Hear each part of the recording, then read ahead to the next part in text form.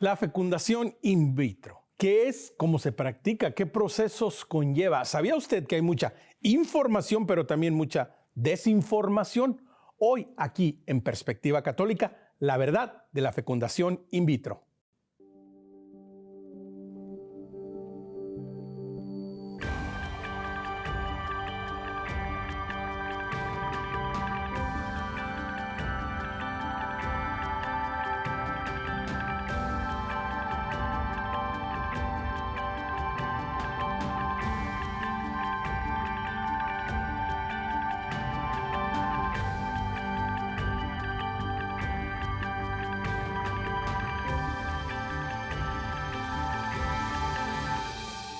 Con un saludo de Cristo a la distancia, mi nombre es Omar Aguilar y esto es Perspectiva Católica. Perspectiva Católica, ya lo sabe, nuestro encuentro semanal en donde nos reunimos a compartir, a charlar, a aprender y a descubrir y, por qué no, muchas veces a informarnos desde verdades científicas de temas como la fecundación in vitro, que eso es precisamente el tema y la charla del día de hoy.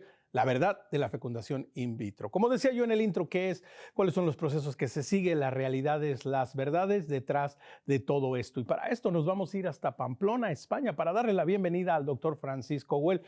Doctor Francisco, ¿qué tal? Bienvenido a Perspectiva Católica. Muchísimas gracias por la invitación. Doctor, una gran alegría tenerlo para charlar de un tema, decíamos justo antes de entrar al aire, un tema que quizás por muchos años solamente hemos visto una cara, que la mayoría de nosotros conocemos muy poquísimo, pero bueno, para eso estamos acá hoy en día, para hablar, para tener esta charla. Y doctor, creo que bueno, ¿no? Este tema hay que iniciarlo pues por el principio. Y la pregunta básica, la pregunta primaria de todo esto, ¿qué es la fecundación in vitro? Bueno, la fecundación in vitro son unas técnicas que lo que consiguen es, ¿no?, en situaciones en las que no se da un embarazo y sobre todo no se puede tener un niño, ¿vale?, por concepción natural, lo que se hace son técnicas, ¿verdad?, de laboratorio en las cuales se extraen espermatozoides del varón, ¿vale?, se extraen óvulos de la mujer y esa unión del óvulo y del espermatozoide, que en concepciones naturales, ¿verdad?, se hace, ¿verdad?, pues de manera natural, ¿no? Se tienen relaciones sexuales y esa unión óvulo-espermatozoide se da de manera natural. Aquí se extraen en el laboratorio y esa unión se da en el laboratorio, o sea, fuera del cuerpo de la mujer, en un laboratorio. Se unen óvulo-espermatozoide, se forma un embrión, ¿vale? Y ese embrión se deja unos días que se desarrolle, 3, 4, 5, 6 días, y al día quinto, sexto, normalmente se transfiere dentro del cuerpo de la mujer, se hace una transferencia embrionaria y se espera a ver si esa mujer lo recibe y se produce el embarazo. Con el embarazo luego no es suficiente, es decir, el embarazo tiene que desarrollarse de manera adecuada, llegar a término y tiene que nacer el niño, ¿vale? Entonces la fecundación in vitro tiene que ver con eso, con esa extracción de óvulos y espermatozoides, esa fusión de óvulos y espermatozoides en el laboratorio, se forma el embrión y luego esos embriones se desarrollan para transferirse, ¿vale? De eso es la fecundación in vitro. Tenemos, de todos modos, 3 procesos básicos, 3 técnicas básicas. Una es la más sencilla, la menos invasiva de todas, que es la inseminación artificial. En este caso, ¿qué es lo que se hace? Se extrae espermatozoides del varón, ¿vale? Esos espermatozoides se lavan, se preparan, se centrifugan, ¿verdad?, en el laboratorio y luego se insemina a la mujer con esos espermatozoides. Es decir, se introducen esos espermatozoides a la mujer. Esta fecundación se da dentro de la mujer, ¿vale? Y esa es la inseminación artificial, es la más sencilla, es la más barata también, por decirlo así. No es la que menos, ¿verdad?, la que menos proceso técnico requiere. Luego tenemos la fecundación in vitro estándar, que es la normal. En el segundo proceso, lo que hacemos es, se extraen también los espermatozoides y se preparan, pero en este caso también se extraen los óvulos de la mujer, no solo uno, sino varios, ¿vale? ¿Y qué pasa? Que tenemos un óvulo o varios óvulos y, por decirlo así, se espolvorea con muchos espermatozoides para que gane el mejor, por decirlo así, para que fecunde uno de todos los que hemos metido, ¿vale? Y esa es la fecundación in vitro estándar, es la que siempre se hace, ¿no? Y aquí se da la fecundación fuera del cuerpo de la madre. Pero luego tenemos un tercer proceso que se llama el ICSI, ¿vale? ICSI, ¿vale? El ICSI, que es el más frecuente, el que más se hace, ¿no? ¿Y cuál es este? También se extrae el óvulo de la mujer y de los espermatozoides que han extraído se selecciona uno, solo un espermatozoide, ¿no? Y se inyecta dentro del óvulo, ¿vale? O sea, se fuerza a un espermatozoide que ha seleccionado y se inyecta para que entre el espermatozoide dentro del óvulo. Digamos que se fuerza, es por supuesto la más invasiva y la más violenta de todas.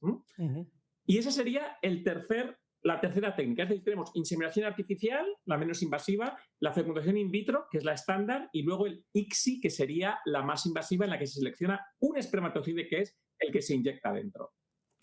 Dentro de estos tres procesos, doctor, que nos está platicando desde una perspectiva, ¿verdad?, de aquel que no tiene ningún conocimiento científico, ¿no? Para el ciudadano de a pie, para el matrimonio, ¿verdad?, para la pareja que está buscando tener un hijo, pues los tres parecen de pronto pues, adecuados. Dices, bueno, son diferentes, pero al final la meta es la misma. Pero doctor, ¿cuáles son los riesgos?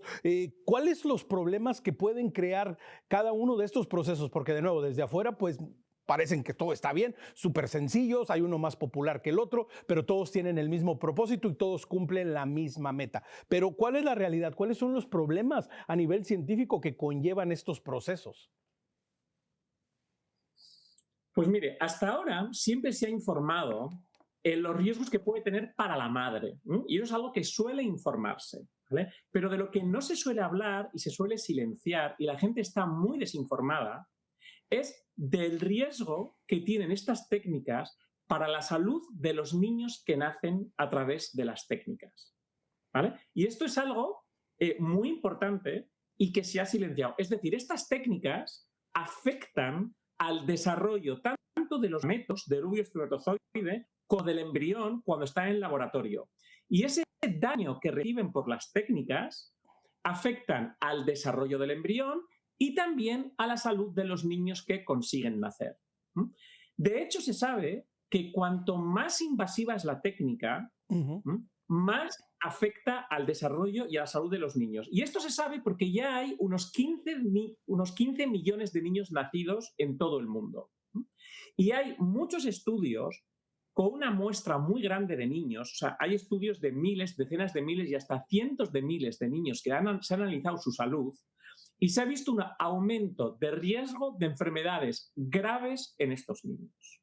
Entonces, esto es algo de lo que no se informa y es algo muy importante. ¿Por qué? Porque si uno tiene dudas de si se está haciendo las cosas bien o mal cuando se acerca a estas técnicas, uno de los modos de saber, ¿no?, si la cosa, digamos, tiene sentido y puede tener o no consecuencias, es ver lo más importante, que es ese niño tan anhelado, ¿no?, tan anhelado y tan deseado. Bueno, pues hay un aumento de enfermedades graves que se está silenciando y que en mi investigación, ¿verdad?, y en el libro que acabo de publicar, traigo a colación. Y no hablamos de un descubrimiento muy reciente. Los primeros niños que nacieron in vitro, que es en el año 78, es la primera niña in vitro, bueno, pues en los 80, en los hospitales donde ya se hacía la reproducción asistida, ya se alertaba de manera muy natural, porque todavía no había todos esos intereses económicos que ahora hay, y los ginecólogos decían, bueno, estamos muy contentos porque nacen niños, pero hay que ver qué hacemos con todos esos niños que vemos que están naciendo con enfermedades graves. Es algo que se sabe desde el principio, pero que, por decirlo así, se ha ido silenciando porque, como se puede imaginar, esto tiene consecuencias graves, no solo para la salud de los niños, sino también puede tener consecuencias legales importantes. Exactamente. Y doctor, antes de entrar en el libro, El último in vitro, y de cómo, qué es lo que lo lleva a iniciar esta investigación científica que da estos resultados y que, como bien dice, doctor, no es un descubrimiento que comenzó hace un año, que comenzó hace 2 años, es algo que es una constante y que simple y sencillamente ahora, gracias al trabajo de gente como usted, doctor, se está dando a conocer y se está hablando de este tema que por lo general, pues es un tema muy particular, muy espinoso y del que no nos gusta hablar. Pero doctor, antes de entrar en todo esto, necesitamos de alguna manera tocar brevemente también algo que usted mencionó de pasadita también, en los dineros. El negocio que significa la fecundación in vitro para grandes laboratorios, para grandes empresas. Hablemos un poco de esto, doctor. Pues miren, una de las causas por las cuales estos temas, el tema del aumento de riesgo observado, no se ha sacado a luz es porque justamente esto va en contra de los intereses del sector y de su propia expansión, ¿vale? Entonces, ¿qué es lo que pasa? Lo que interesa a la industria es que cuanta más gente vaya a las clínicas, mejor. Pero esto es así, esto pasa con todos, ¿no? Pasa con restaurantes y con todo. El mundo quiere que cuantos más clientes tenga, mejor, ¿vale? Entonces, toda información que pueda poner en riesgo esa expansión se va a silenciar. Las clínicas mueven muchísimo dinero, pero no las clínicas. Vamos a ver, las clínicas es la punta del iceberg, ¿vale? A las clínicas les abastecen todo tipo de medicamentos, de biotecnología, de aparataje. Los embriones se congelan, a las mujeres se les hormonan. Bueno, pues todo, digamos, en la punta del iceberg están las clínicas, pero debajo están todas las farmacéuticas y biotecnológicas que no les interesa tanto si nace o no el niño, entiéndame bien, ¿no? Sino abastecer a cuanta más demanda haya, mejor, ¿vale? Entonces, en este sentido, hay muchísima presión por parte de esa industria, tanto a las clínicas como a los propios gobiernos, para que haya una expansión cuanto más mejor del sector. Esto se ve, por ejemplo, en Estados Unidos. Ha salido una orden ejecutiva hace poquito, ¿verdad?, en la que se plantea que los seguros médicos puedan a la población financiar la reproducción humana asistida, ¿vale? Y esto, digamos, es un poco surrealista. ¿Por qué?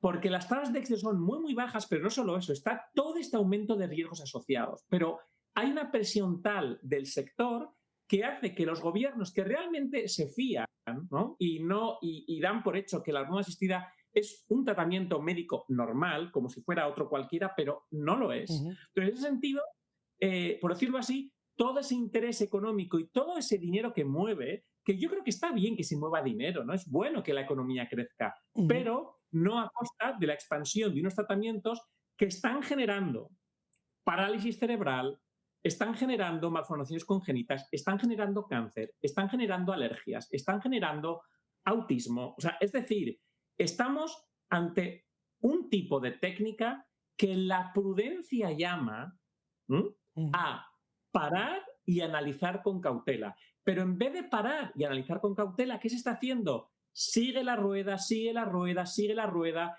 y hasta el punto de plantearse una expansión, ¿no?, a nivel, en algunos países, hasta que se financia públicamente, cosa que es un peligro, porque en el momento que entra en lo público, ya es mucho más difícil cambiar las cosas. Entonces, en estos momentos nos encontramos, mira, me encanta hacer, en el libro dedico un capítulo a compararlo con lo que pasó con el tabaco, ¿no? Ustedes se acuerdan, en los años 80 y 90, uno iba a un hospital y el médico le recibía dentro de su consulta, dentro del hospital, fumando.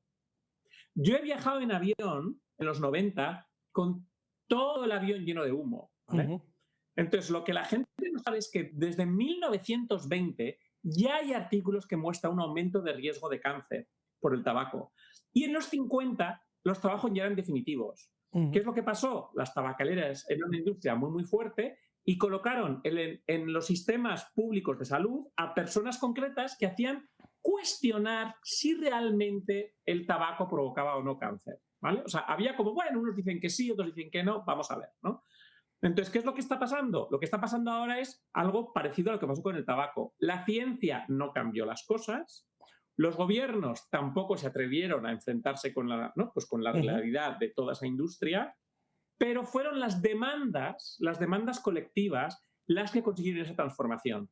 Y digo esto porque en España, que es líder mundial de reproducción humana asistida, tenemos más niños nacidos por habitante que el resto del mundo.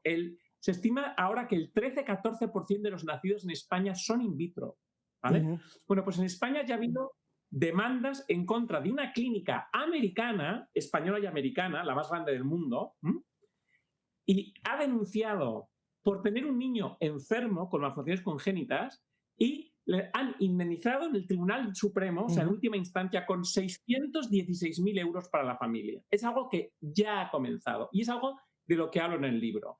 Es decir, no podemos esperar, por decirlo así, que la comunidad científica, con enormes conflictos de intereses y con toda esa economía que mueva, vaya ya no a reconocer que hay aumento de riesgos, a poner la lupa, porque lo que yo planteo en el libro es que sea algo que se estudie y que se tenga prudencia. Si no sabemos, se para. Pero es que se sabe, este es el tema. Y cada vez son más familias. Miren, todos conocemos a gente que ha ido al in vitro. Esto es así, porque es algo bastante habitual. Bueno, pues me atrevo a decir que todos conocemos a alguno de ellos que ha nacido con enfermedades, ¿vale? Entonces, aunque la incidencia se diga que sea baja, con que haya algunos casos, y no son pocos, perdón, habría que, bueno, pues que tomar medidas. Hay una medida muy clara que no se está tomando, que sería que en el nacimiento, en la historia clínica, se dijera por ley si el niño ha nacido o no in vitro y con qué técnica, ¿verdad? Es algo que yo estoy solicitando, es algo que tiene todo el sentido del mundo, pero no se quiere hacer. Que sea algo claro, que por las quede consecuencias que tiene para las empresas, para la salud pública, para la familia. Es decir, hay una serie de consecuencias que, como bien dice doctor, ¿no? Se están tratando y por muchos años, ya décadas, ¿no? Se siguen silenciando. Doctor, nada más para agregar, ¿no? Qué ironía de la vida, ¿no? Que, por ejemplo, en Estados Unidos se está promoviendo esto, ¿no? La fecundación in vitro y que los doctores lo pueden hacer cuando somos uno de los países que más abortos practica en el mundo, ¿no? Qué ironías de la vida, ¿no? Por un lado, a veces este obstinamiento que viene de una buena intención, de un buen deseo de aquellos padres que, bueno, de aquel matrimonio, de aquella pareja que quieren ser padres, pero que, doctor, es bueno precisamente tener este tipo de conversaciones en donde, como lo dice, doctor, simplemente estamos hablando de la evidencia científica, que la evidencia científica nos está guiando y nos está diciendo y nos está hablando. Esta es la realidad. Dentro de toda esta evidencia científica, doctor, ¿cuál es la tasa de éxito, independientemente del proceso que se siga? ¿Cuál es la tasa de éxito de la fecundación in vitro y qué significa esta tasa de éxito? Vale. Mire, la gente tiene en la cabeza que la reproducción asistida llaman que es un tratamiento médico. Bueno, tratamiento no es la palabra adecuada. ¿Por qué? Porque uno llega infértil y sigue siendo infértil después. ¿Me explico? Entonces, es una técnica que suplanta la concepción natural, pero no trata nada, ¿verdad? Porque no interesa tratarlo. Es decir, cuando uno tiene problemas de fertilidad, tiene que ponerse en manos de profesionales de la fertilidad. Hay todo un campo que se llama medicina restaurativa, reproductiva restaurativa, que trata de diagnosticar qué le pasa a la persona. Se diagnostica en más de un 90% y trata de revertir para que alguien se quede para que conciba de manera natural. Esto está también muy silenciado porque no interesa. Entonces, eso sí que es un tratamiento. La reproducción asistida es, sin más, se suplanta lo que aparece en concepciones naturales. Es verdad que uno, pues, ¿no?, se queda embarazada, algunas, y otros tienen niños, pero no es un tratamiento. Bueno, pues, la seguridad hemos visto que hay problemas de salud. Con el tema de la eficacia, bien, ¿cuál es el eslogan de las clínicas? El eslogan es 9 de cada 10 consiguen su objetivo de ser padres. Te hablan de tasas de éxito del 60, 70, 80%, del 50, del 40%. Bueno, ¿cuál es la realidad? La realidad de las asociaciones internacionales que lo están mirando, ¿vale? Con 45 años, una mujer tiene entre el 1 y el 2% de tener un niño nacido. Entre el 1 y el 2%. Con 42, 43 tiene un 4, 5, 6%. Con 40 podemos llegar al 8, 9%. Y con 35 tiene alrededor del 14, 15%. Hablamos de una tasa de éxito bajísima para tener un niño con tus propios gametos, ¿vale? ¿Qué es lo que pasa? Que las clínicas juegan con la tasa de embarazo. Una cosa es que te quedes embarazada, que significa, ¿no?, que dé test positivo de embarazo, y ahí sí que encontramos una tasa de éxito más elevada. Ahí las tasas sí que pueden ir al 30, 40, 50, 60%. Pero otra cosa es que el niño acabe naciendo. Entonces, juegan, ¿no?, con la trampa de tasa de embarazo, cuando por lo que uno paga no es por quedarse embarazada, sino por tener un niño y por tenerlo sano, ¿no? Entonces, la eficacia es muy, muy baja, aunque digan que no lo es y aunque se venda que no. Y esto es resultado de un proyecto europeo que hemos analizado cómo informan las clínicas en 8 países en Europa, ¿verdad? Y vemos que todas informan de manera inadecuada. Entonces, esto es muy importante, porque si uno se va a dejar $40.000 de media, porque es la media que dejas, porque las tasas son tan bajas que intentas una vez, no sale, intentas otra vez, no sale, intentas otra vez, no sale. Y hablamos de media, hay gente que se deja 50, 60, 70.000 y te dicen que tienes un 2%, un 10%, un 20%, pues te lo piensas, ¿no? Si me dicen, te vas a comprar este coche, pero hay vamos a poner un 50% de posibilidades que te cueste 50.000 euros y andes 100 kilómetros. Bueno, pues esto habría que pensarlo, ¿no? Imagina que te dicen además, bueno, y hay posibilidades de que el niño nazca con una enfermedad. Hay un aumento de riesgo porque, a ver, la población normal tiene aumento de riesgo de enfermedades, los concebidos naturalmente. Cuando hablamos que tienen el doble o el triple de tener un linfoma de Hodgkin o de tener una leucemia, estamos hablando del doble o triple del riesgo que asumimos como normal en las concepciones naturalmente, ¿no? Entonces, efectivamente, en la eficacia de las técnicas, la eficacia es muy, muy, muy baja. Y antes has hablado del tema del aborto. Mira, hay algo que no se dice. Cuando publiqué el libro, pasó una cosa muy interesante. Y es que muchos profesionales de la salud perinatal, médicos, neonatólogos, oncólogos pediatras, gente que se dedica a ese tema, me ha llamado y me ha dicho, Fran, qué bien que estás diciendo esto, porque esto es algo que estamos viendo desde hace décadas y cada vez más en los clínicos. Y dice, nosotros no lo podemos decir porque viene la familia destrozada y decir que puede ser por las técnicas es bastante mochila ya la que llevan, ¿verdad? Como para decirles eso. Pero qué bien que alguien lo está diciendo. ¿Y por qué digo esto? Mira, se puso en contacto conmigo la directora del Instituto Europeo de Psiquiatría Perinatal y me dijo, Fran, hay algo que no dices en el libro. Ya lo digo en la edición que acaba de salir ahora, ¿verdad? Lo he actualizado en pocos meses, ¿no? Y lo siguiente, en los casos de aparente éxito de reproducción humana asistida, o sea, en los casos donde nace, ¿no? Un niño, una niña, y nace aparentemente sano, digo aparentemente sano porque hay 3 tipos de enfermedades. Unas se detectan antes del nacimiento, otras se detectan nada más nacer, pero hay algunas que se ve que nacen, o sea, perdón, que se ven que aparecen a lo largo de la vida del niño. Esto en un congreso en Londres, he venido esta semana, y se mostraba cómo en los adolescentes se ve un aumento en la presión arterial en los adolescentes nacidos, ¿vale? In vitro. Entonces, son cosas que pueden ir saliendo. Bueno, pues esta psiquiatra me decía, Fran, nos están llegando a las consultas mujeres que han tenido un niño in vitro sano y tienen el vínculo materno-filial destrozado. Se ven incapaces de generar ese vínculo y cuidarlo. ¿Y por qué? Y aquí esto me llevó a la sorpresa, ¿no? Porque lo normal cuando una mujer tiene un niño in vitro es que ha tenido varias pérdidas gestacionales, es decir, varios abortos, ¿no? Varios abortos no voluntarios, ¿verdad? Pero tampoco habría que decir espontáneos. ¿Por qué? Porque no sabemos si esos abortos derivan de ese daño que han producido las técnicas. Pero bueno, la realidad es que cada niño que nace vivo, in vitro, suele acarrear de manera normal 2, 3, 4 abortos y algunos de ellos de varios meses de gestación, porque hay muchos abortos que se producen, ¿no?, por esas malformaciones congénitas, muchas en el corazón, muchas cardíacas, ¿verdad?, que hacen que el bebé muera. Bueno, pues ¿qué es lo que pasa? Bueno, que el feto muera. ¿Qué es lo que pasa? Esta psiquiatra me decía, mira, Fran, ¿qué es lo que pasa? Que cuando hay esas pérdidas gestacionales, a la mujer no se le trata. Es decir, cuando una mujer pierde un feto, cuando pierde, ¿no?, hay esas pérdidas gestacionales, es un trauma muy duro que hay que tratar. Hay que tratar ese duelo, que es algo que está muy estudiado en la psicología. Sí, sí. O sea, la mujer tiene, digamos, como que prepararse, tiene que pasar ese duelo.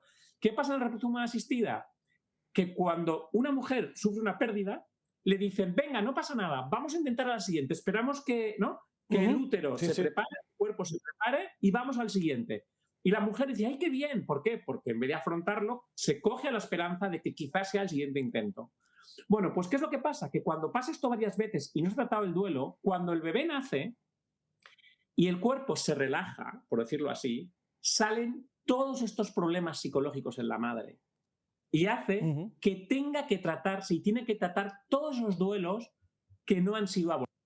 Claro. Bueno, ¿qué quiero decir con esto? Que aun en el caso de éxito de Ujú. las técnicas, los profesionales están viendo todos estos traumas y estos duelos, con lo cual ni siquiera podemos decir que, bueno, pero hay veces que sale bien. Bueno, hay que investigar todo esto porque los psiquiatras y psicólogos perinatales están viendo cada vez más casos cuando esto se normaliza.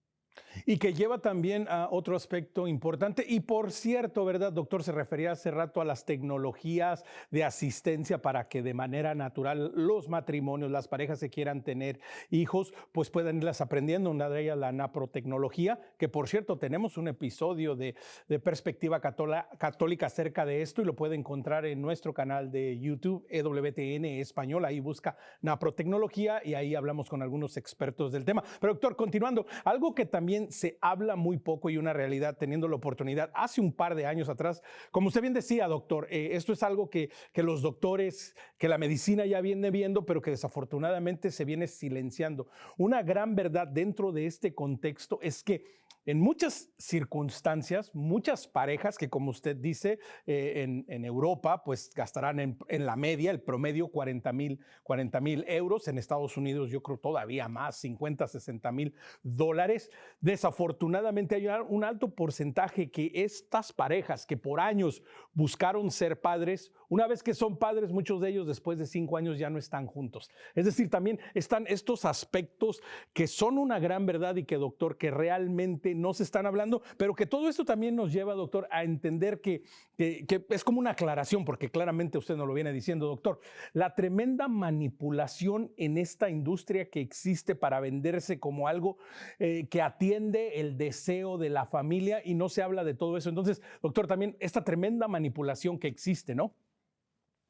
Sí, bueno, el libro justamente lo he tratado justamente para eso, porque en muchos ámbitos, en muchos aspectos, la narrativa que tiene el sector y la narrativa que tienen, digamos, los científicos involucrados en esto es una narrativa, digamos, muy, o sea, muy alejada de la realidad, muy alejada de la realidad. Por supuesto, tiene impacto social enorme en la pareja. Miren, o sea, la medicina restaurativa, la naprotecnología que comentaba antes, trata de buscar, diagnosticar las causas y cuando uno sabe por qué no puede tener niños, ¿vale?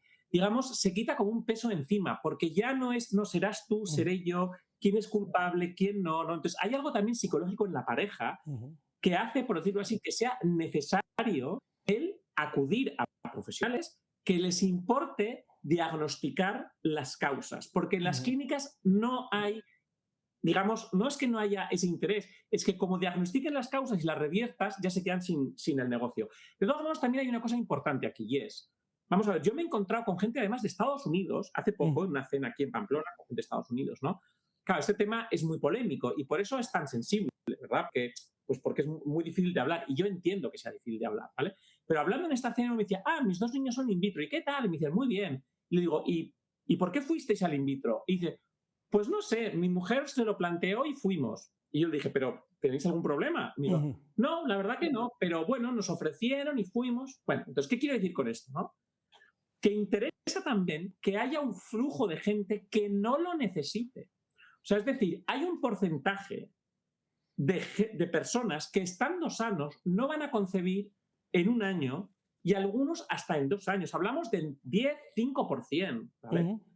Entonces, ¿qué pasa? Que hay un interés en que la gente vaya y vaya sin, digamos, tener esa paciencia y sin ese diagnóstico. Uh Digo -huh. esto porque hay muchos los casos que tienen el primer niño in vitro y luego se quedan de los siguientes de manera natural. Muchos conocemos estos casos. Sí. ¿Por qué? Porque no lo necesitaban. Entonces, aquí es importante cuando uno conoce estos riesgos que implican las técnicas, ese aumento de riesgos de alergias, ese aumento de riesgo de malformaciones congénitas, del corazón, del ventrículo, esos problemas de cáncer, ¿no? Si uno sabe, yo siempre digo, mira, si al final quieres ir al in vitro, pues yo no te puedo obligar a nada, pero que sea la última opción. Es decir, primero ponte en manos de profesionales porque no es inocuo, pasa factura. Y aquí en el libro dedico también un capítulo a medicina restaurativa, a Uh -huh. explicarla. Es mucho más segura, no solo para el paciente, sino hasta para la sanidad pública. ¿Mm? Es decir, que la sanidad pública invierta en esto, en el fondo está invirtiendo en provocar problemas que luego va a tener que resolver. Es más eficaz ¿Por qué? Ya hemos visto.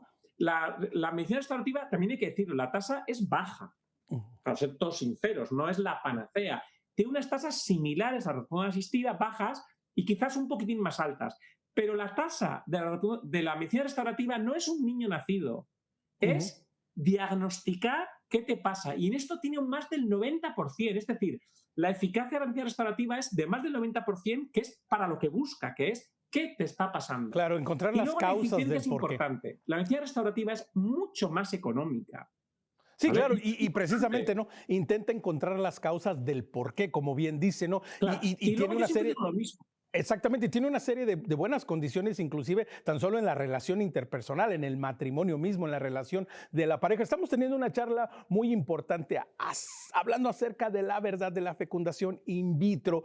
Vamos a continuar después de una pausa breve, pero ya lo sabe, quiere conectar con nosotros, tiene alguna pregunta, algún tema que le trajéramos a la mesa de discusión, escríbanos a nuestro correo electrónico perspectiva@ewtn.com, en Facebook y en Instagram, los 3 favores que cada semana le pido. Dele like, síganos y comparta nuestro contenido. Nos encuentra como Perspectiva EWTN y como cada semana a los podcasteros, a la gente que le gusta el podcast, nos encuentra en Spotify como Perspectiva Católica. No se vaya, volvemos con este fascinante e importante tema después de estos anuncios.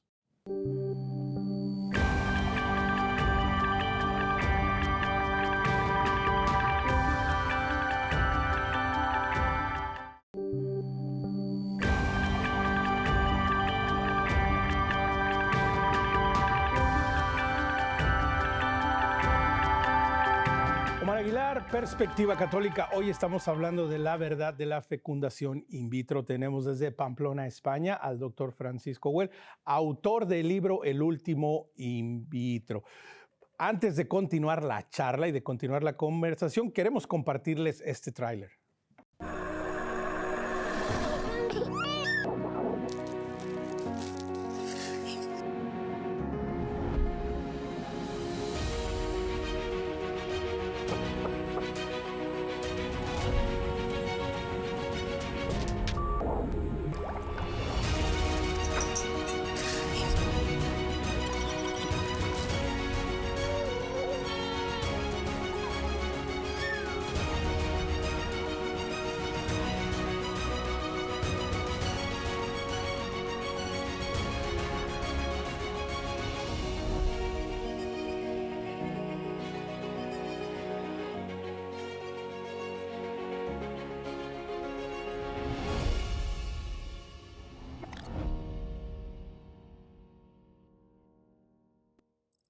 La presentación del libro El último in vitro, y que como varios de los comentarios ahí, ¿verdad? Y las recomendaciones, es un estudio riguroso, es un estudio por demás importante. Doctor, la verdad, pues a veces incomoda, a veces duele, a veces la silenciamos, a veces no la queremos escuchar, pero no deja de ser verdad. Sobre todo, ¿verdad? Como en este caso, cuando es una verdad que está cimentada en las pruebas científicas, que está cimentada en décadas de estudio, de resultados y que se está viendo. Pero, doctor, ¿cómo nace este proyecto? ¿Cómo nace la idea de hacer este estudio, de hacer toda esta investigación y ponerlo en un libro y presentarlo para que el mundo sepa, para que esto que por años se ha silenciado por fin salga a la luz, doctor?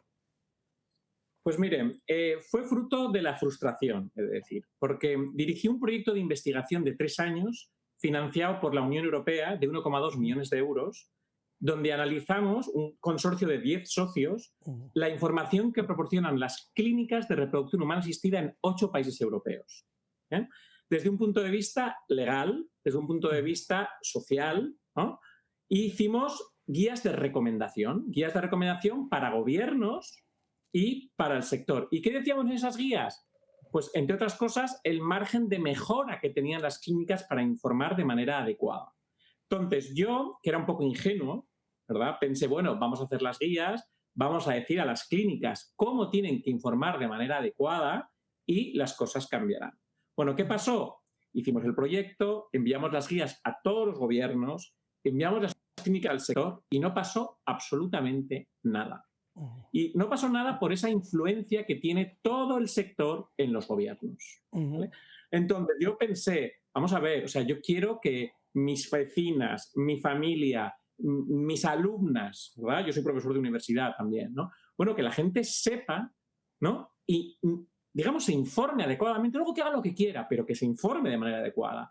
Y entonces vi la necesidad de escribir un libro para todo el público, o sea, no es un libro técnico, aunque es verdad que tiene la evidencia científica explicada para todos, ¿no?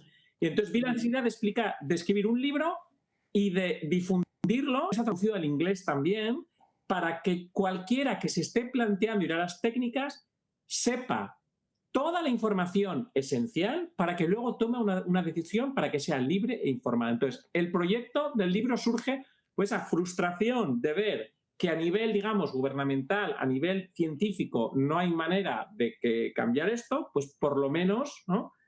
Sepa la gente que tiene un lugar donde poder informarse bien. Yo siempre digo lo mismo, yo ya me puedo morir, yo ya he hecho mi trabajo, o sea, yo ya he dejado esto publicado para la gente y para el futuro. Entonces, de ahí salió todo el tema del libro. Que es sumamente interesante, ¿no? Porque de nuevo se realizan los estudios, se comprueba de manera científica, está la evidencia y aún así, como dice, bueno, lo lanzamos y lo entregamos a quienes nos lo pidieron y luego, desafortunadamente, como en muchos otros casos, no sucede nada, pero esto no deja de ser verdad y esto no deja de ser una realidad. Nosotros claramente, ¿no? Bueno, nosotros que estamos en una televisora católica, obviamente nosotros entendemos y comprendemos la parte de la fe y lo que nos dice el Señor en las enseñanzas de la Santa Madre Iglesia y la importancia, ¿verdad?, de la familia, varón y mujer los creó, la unión esponsal, el abrazo esponsal, que también puede ser procreativo. Pero ahora, doctor, usted está agregando algo que es sumamente importante. Está agregando la evidencia científica, porque en muchos casos, ¿verdad?, sobre todo cuando se trata de temas tan pasionales, tan emocionales, con tanta sensibilidad como el deseo de ser padres, ¿verdad? A veces dice, bueno, pues yo tengo fe, pero Dios lo pongo por un lado en este momento, porque en este momento lo que quiero es ser padre, quiero ser madre. Pero ahora, doctor, se añade la evidencia que dice, y como usted lo ha venido diciendo, doctor, nos está retando a pensarlo, a estudiarlo y a analizarlo y decir, espera, esto tiene consecuencias mayores.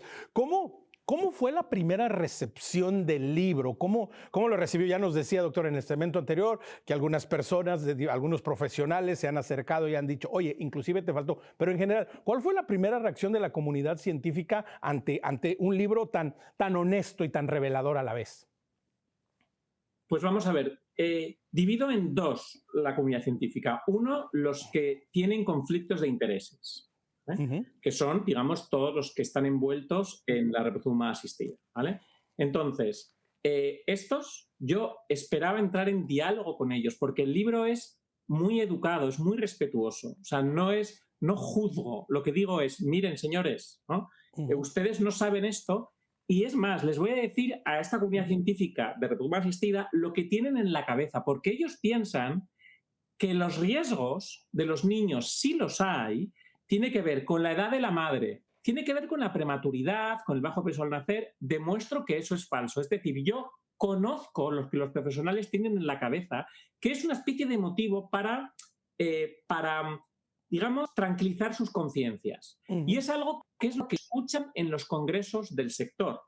Congresos que están financiados por las grandes biotecnológicas. Es decir, en el libro unas cosas que hago es explicar por qué los profesionales del sector no tienen este problema en la cabeza. Y se lo hago de una manera muy didáctica y todo con pruebas, evidencias, ¿no? Entonces, yo esperaba que ese sector, al que trato de manera muy educada y muy respetuosa, y les digo, mira, tenéis esto en la cabeza, pero esto no es así, iba a ponerse en contacto conmigo y vamos a empezar a dialogar. Bueno, pues no ha pasado. No han querido entrar a dialogar. Pero me he dado cuenta también por qué. Porque en el momento que asomen la cabeza a este tema, no les va a quedar otra, ¿no?, que tomar medidas. Y yo entiendo que es muy duro para las personas que están dedicados a esto en cuerpo y alma y llevan décadas y además haciendo mucho dinero, pero ya no hablo tanto del dinero en mal plan. O sea, tenemos miles y miles de familias que viven de esto. Entonces, asomar su cabeza a esto, yo entiendo que les debe de generar un problema existencial grande. Sí. Entonces, ese sería el sector que tiene conflictos de intereses. Pero lo que me ha resultado muy grato es lo que decía antes. A raíz del libro se han puesto en contacto conmigo neonatólogos, pediatras, oncólogos pediátricos, enfermeras del ámbito perinatal, en gente de las asistenciales, ¿ah? Y me han escrito, me han llamado. Vamos a ver, ha habido médicos que se han cogido un avión para acompañarme a presentar el libro en colegio oficiales de médicos. O sea, gente muy comprometida. Es muy bonito. Hay gente que me ha dicho, Fran, estaba en deuda con la sociedad en no haber dicho esto a nadie. Gente que lleva en unidades de cuidados intensivos de neonatos, que las UCIs pediátricas saben esto desde hace décadas. La mayoría de los niños que están en estas UCIs son niños in vitro y es algo que lo saben y es algo de lo que no han dicho nada. Hablo de esto en el libro.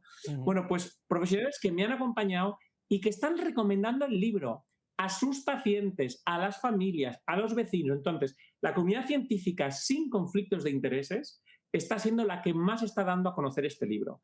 Y luego, ¿qué está pasando con las familias? Está siendo muy bonito. Estoy recibiendo mails cada semana, por no decir cada día, de familias que han ido a la prueba asistida. La semana pasada, tengo 3 niños in vitro. Uno nació prematura, gracias a Dios está bien. Las otras 2, gracias a Dios, están bien. No conocía el libro. Si llego a saber del libro, hubiera tomado otras decisiones. Muchísimas gracias. Una chica joven, Fran, he leído tu libro. Tengo varias de las enfermedades que aparecen en el libro. Me ha costado mucho digerirlo, pero te agradezco el esfuerzo. Tengo un hermano mellizo. Ayúdame porque quiero regalarle el libro y también a mis padres. Ha sido muy bonito porque lo regaló a su hermano, lo regaló a sus padres. Me ha dicho que lo ha ido bien porque el libro es muy respetuoso. El libro no juzga. Por eso lo están recomendando las psiquiatras y psicólogas perinatales, porque es un libro que acompaña. Y es un libro, además, que no pone la responsabilidad en los padres, sino en las clínicas. Es decir, ¿qué está haciendo el sector? Que esto me hierve la sangre con esto. Están diciendo, si nace enfermo, será que tú tienes un problema. ¿Será que estabas muy nerviosa y los nervios afectan? ¿Será que tienes problemas de fertilidad? Están cargando con la responsabilidad a las familias. Y yo en el libro explico que eso no es cierto, que es injusto y todo con evidencias científicas contrastadas. Entonces, está siendo muy bonito también porque mucha gente me está diciendo, se lo he regalado a mi hija, se lo he regalado a mi sobrina, se lo he regalado a mi hija que está planteando ir. Y me escribe gente que está dejando el tratamiento para ir a la medicina restaurativa y probar antes.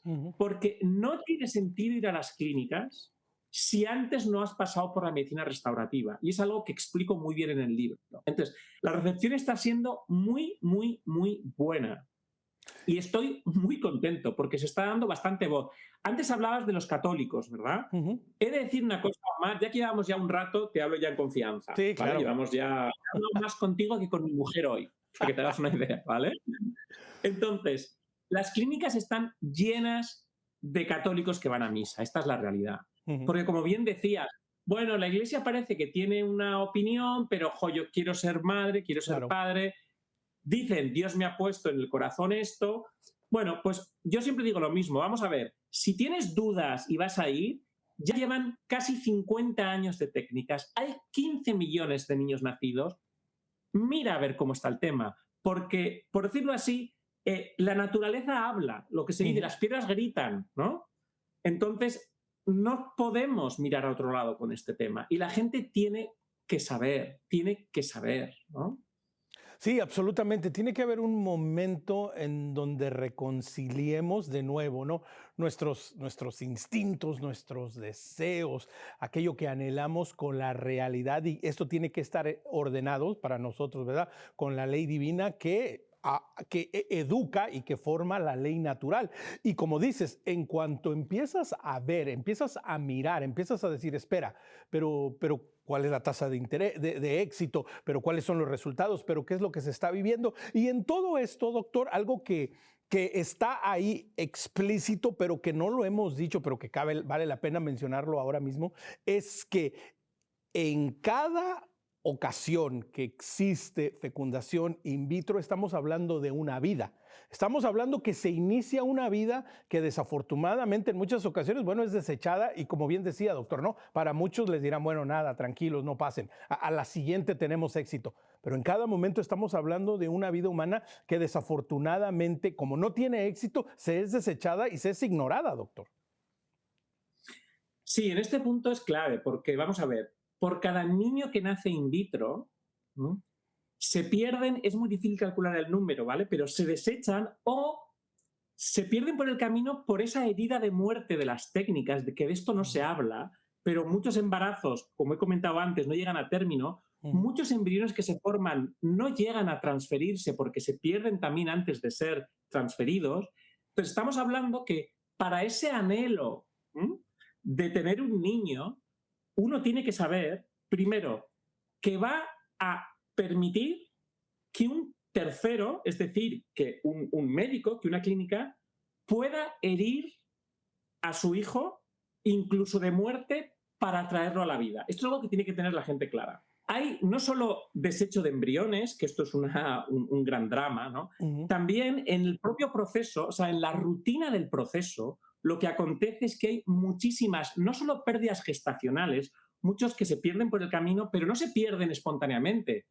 Se pueden estar perdiendo por las heridas que están provocando las técnicas, pero es que antes de ser transferidos, cuando decíamos que se junta óvulo espermatozoide y que después está el embrión temprano, bueno, todo eso son heridas de muerte y muertes que se producen por cada uno que nace, se producen un montón de estos por el camino y es algo de lo que no se habla. Entonces, esto es un tema súper importante porque alguien que se plantee ir a las técnicas, lo que tiene que aceptar es que haya un tercero que le esté generando, que le pueda estar generando daños. O sea, para yo querer tener un niño, acepto que haya un tercero al que le doy la posibilidad de que le provoque daños e incluso la muerte para tenerlo. Y esto es algo que hay que darle vueltas porque es un tema delicado. Oh, absolutamente. Recuerdo algunos años atrás en una charla que tenía con un doctor de Estados Unidos que había tenido este proceso de conversión que precisamente, ¿no? Estaba en la fecundación in vitro y hacía todo esto. Y él tuvo un momento de iluminación, de encuentro. Es cuando precisamente se da cuenta de esto, doctor. Dice, no fue otra cosa, fue el momento en el que me descubrí y me di cuenta que estaba manipulando, que estaba hiriendo, que estaba jugando con vidas. Y para él fue el momento de iluminación en donde dijo, Dios mío, yo me tengo que dedicar a otra cosa. Y bueno, cambió su camino, ¿verdad? Siguió siendo médico, obviamente, siguió siendo doctor, pero se dedicó a otra área. Entonces, la importancia también, ¿verdad?, que representa esta realidad de descubrir lo que significa. Y también, doctor, que lleva a la otra parte, y ya nos lo mencionaba un poco, ¿no?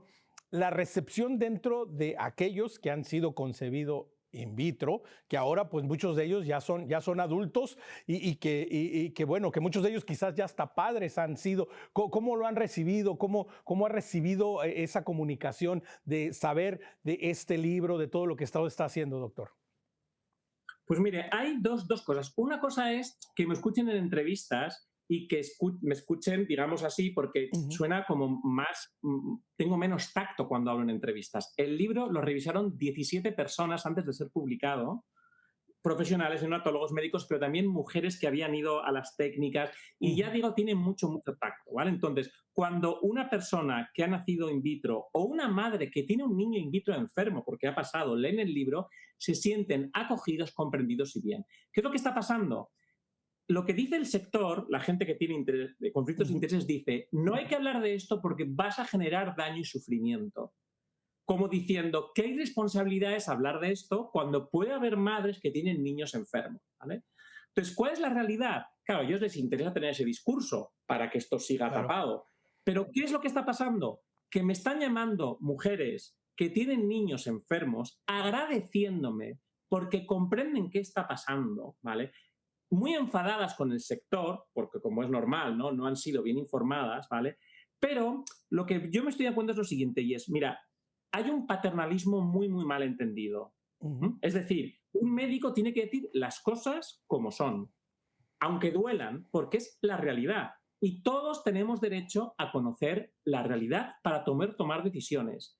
¿Qué es lo que pasa? Que las mujeres y en general las parejas y las personas son mucho más fuertes de lo que parecen. Parece, no hay que sacar este tema por si se va a molestar, fíjate. Es en plan, vamos a ver, ¿no?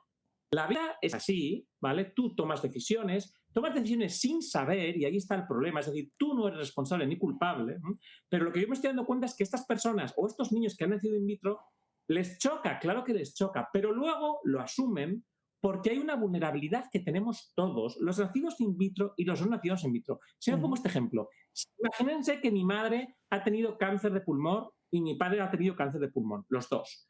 ¿Vale? Bueno, pues yo soy población de riesgo de cáncer de pulmón. Y cuando yo sé eso, ¿pasa algo? Pues no, pues lo sé, me da pena y sigo con mi vida.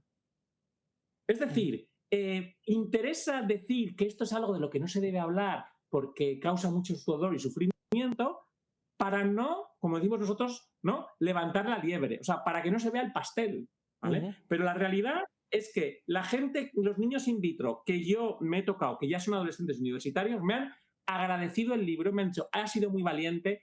Es verdad que me han dicho, me han dicho así, un par de días mal, así me han dicho, como diciendo, ¿no?, porque es verdad, pero luego, como he dicho, lo acoges y dices, vale, bueno, ¿qué puedo hacer ahora? Vale, lo sé. Y además también esto es muy importante, y es, mira, un amigo muy, muy listo, americano, muy listo, me dijo cuando revisó el libro, mira, Fran, no puedes esperar que a todo el mundo le vaya a sentar bien este libro.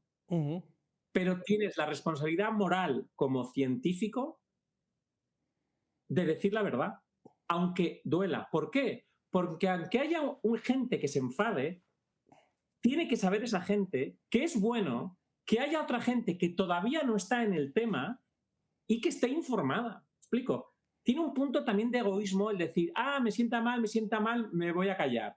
Bueno, ¿y qué pasa con tu vecina? ¿Qué pasa con tu sobrina? ¿Qué pasa con tus hijos y con tus nietos? ¿Quieren que siga todo el mundo desinformado, ¿no? Entonces, aquí también, mira, hay una cosa también buena que a mí me hace ser un poco distinto, no por ser yo, sino por a lo que me dedico. Los que nos dedicamos a estos temas de salud pública, los que somos investigadores, no tenemos pacientes. Y podemos hablar a nivel poblacional con muchísima más libertad de este tema, ¿no? Y es lo que está pasando. Pero ya digo, tanto pacientes como gente que está en los tratamientos y me ha dicho que lo va a dejar para ir a la medicina restaurativa para ver. Porque yo siempre digo, ¿quieres ir al in vitro? No voy a entrar ahí. Vete informada, pero antes medicina restaurativa. Y luego también he encontrado como el amigo que decía usted, a embriólogos y médicos que vieron qué estaba pasando en el sector, se salieron, ¿vale? Y cuando han leído el libro, me han dicho, Fran, corroboro todo lo que dices, si necesitas que un día te acompañe a algún sitio para dar voz al libro, me dices. Y han cogido un avión para acompañarme a los colegios oficiales de médicos para presentar el libro. ¿Vale? Entonces, exactamente. Y Frank, que también esto conlleva, por ejemplo, tener este momento de encuentro, este momento de reconciliación de los diferentes sectores, desde aquellos que han nacido por estas técnicas, desde las familias, desde los profesionales de la medicina, también requiere en un momento descubrir, y esto puede ser otro tema en general, pero en algún momento quería tocarlo brevemente, también el rol y el papel que juegan la moral y la ética en la formación de los profesionales de la salud. Este doctor que te contaba me decía, Omar, yo en todos mis estudios universitarios, moral y ética me la pasaron de noche, ni me acuerdo. Me hablaron de 50,000 cosas en la Facultad de Medicina, pero de estas dos le pasó de noche. Entonces también hablar un poco de esto antes de salir, Frank, nos quedan unos 3 minutitos. Vale, sí, vamos a ver. Lo cierto es que todos los universitarios que hacen carreras de biomedicina, ¿no?, deberían tener esta formación, por lo menos haber escuchado esto alguna vez. Yo estoy teniendo ahora unos meses muy bonitos. Yo presenté el libro este diciembre, ¿vale? Entonces me están llamando en muchas universidades para que los médicos, para que los bioquímicos, para que todos los que están en el ámbito sanitario en la universidad escuchen esto. Y de hecho he hecho el libro pensando en eso. Yo soy profesor de universidad, ¿eh? Entonces también he querido hacer un libro que sirva a los profesores de bioética, pero también de medicina, de ginecología, ¿no?, de deontología, para que tengan, digamos, un libro que puedan recomendar y que puedan trabajar, porque es, digamos, una aplicación real de la relevancia de la ética en un campo en el que hay que comprender bien todo el contexto, conflictos de intereses, el peso de las farmacéuticas biotecnológicas, de los gobiernos, de los políticos, de la salud pública, de los congresos. Es decir, es un libro, digamos, no es que no haya otro igual, pero ciertamente en ese sentido es muy amplio porque recoge, ¿no?, en un lenguaje muy accesible para todos. Tengo un vecino que es transportista, que es Encanto, es muy buen amigo, ¿no?, que no tiene estudios universitarios, ¿no?, que no sabe de biomedicina y lo ha leído, y o sea, está para todo el público, ¿vale? Entonces, en ese sentido, para el mundo universitario creo que es muy importante y de hecho ya también recibo de profesores de bioética que no han leído, que lo están, pues eso, lo están como trabajando con sus alumnos. De hecho, me pidieron que lo tradujera al inglés porque también, a ver, en Estados Unidos hay algo muy importante y es que todo el tema de las demandas colectivas es algo en lo que Estados Unidos tiene cultura.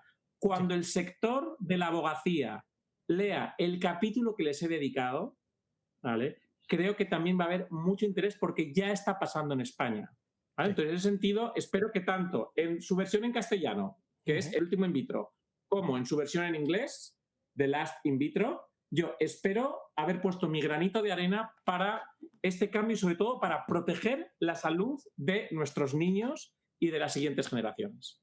Pues, doctor, pudiéramos quedarnos charlando por un par de horas más. Dejamos la ventana y la puerta abierta para continuar esta excelente reflexión mostrando la verdad de la fecundación in vitro. Doctor, muchísimas gracias por habernos acompañado este día en perspectiva. Muchas gracias, Omar. Está muy a gusto. Gracias. Para nosotros ha sido una gran alegría y como siempre, pues sobre todo animándonos a confiar plenamente en el Señor, a ponernos y poner nuestra esperanza en Él, educarnos e informarnos para tomar decisiones correctas y decisiones que vayan de acuerdo también a su voluntad. Recuerde, quiere conectar con nosotros, escríbanos a nuestro correo electrónico perspectiva@ewtn.com. Los 3 favores de cada semana en Facebook y en Instagram. Dele like, síganos y compartan nuestro contenido. Nos encuentra como Perspectiva EWTN. Y a todos los que están en el podcast, a los podcasteros, estamos en Spotify como Perspectiva Católica. Será hasta una nueva edición, pero mientras tanto recuerde que nuestra perspectiva siempre sea el amor.